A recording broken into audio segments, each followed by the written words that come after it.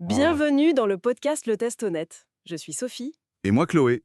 Aujourd'hui, on décortique ensemble un produit de cuisine, la friteuse à air Secotech Seco Fry and Grill Smoking 11000. Exactement.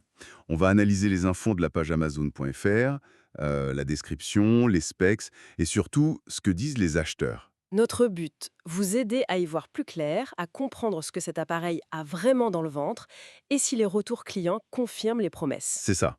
On passe tout au crible pour vous aider à prendre des décisions d'achat éclairées. Alors, plongeons-nous dans cette page Secotech. Ok. Première chose qui saute aux yeux, c'est cette multifonctionnalité. On parle de friteuse à air, bien sûr, mais aussi de grill, de plancha, Et surtout la fonction fumoir. avec des copeaux de bois. Ça, pour un air fryer domestique, c'est assez original, non? Expert speaker. Expert speaker. Carrément. C'est pas courant du tout. Techniquement, il y a aussi cette histoire de double résistance. Une en haut, une en bas. Host speaker. Host speaker. Ah oui, j'ai vu ça. L'idée, c'est d'avoir une cuisson super uniforme sans avoir à secouer le panier toutes les 5 minutes, c'est ça? Expert speaker. Expert speaker. Tout à fait. Pour la viande, une pizza, ça peut vraiment faire la différence pour un résultat homogène. Fini le dessus cramé, le dessous tout pâle. Enfin, en théorie. Et ils fournissent même une plaque spéciale pour pizza, le Pizza Maker. Expert speaker. C'est ça. Reste à voir pour le fumoir si c'est juste un petit gadget sympa ou si ça apporte vraiment un plus niveau goût. C'est intriguant. Question capacité maintenant. La page dit 10 litres, ou parfois 11. C'est pas hyper clair. Mais il y a cette paroi amovible.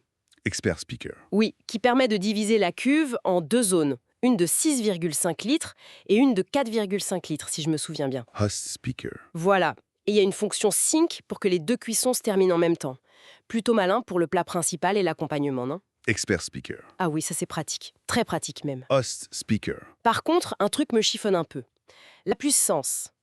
La description, elle parle de 2800 watts, parfois 2900 watts, Expert speaker. alors que la fiche technique dit 2200 watts. J'ai vu ça aussi. Host speaker. Et il y a même un endroit où c'est marqué 2900 volts. Bon, ça c'est sûrement une coquille, mais quand même. Oui, le volt, c'est quasi sûr que c'est une erreur pour watts. Mais l'écart entre 2200 watts et 2900 watts, bon, 2200 watts, c'est déjà bien pour ce volume. Hospital. Oui. Peut-être que 2900 watts, c'est la puissance maximale en pic, ou pour les deux zones en même temps.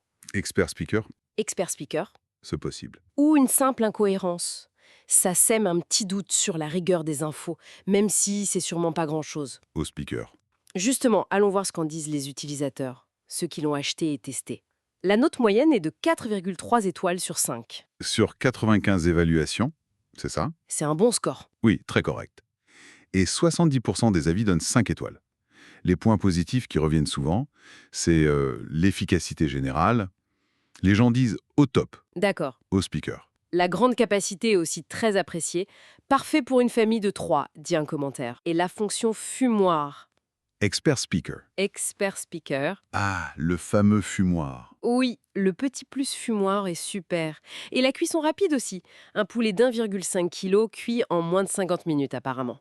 Expert speaker. Expert speaker. Bon, ça confirme que les points forts théoriques comme la capacité et le fumoir sont bien perçus à l'usage. C'est rassurant. Oh oui, mais il y a quand même quelques bémols. Expert speaker. Ah. Lesquels? Un commentaire signale un produit reçu abîmé alors que l'emballage était nickel. Ça pose question sur le contrôle qualité peut-être. Possible. Ou un souci de transport isolé? Et autre chose?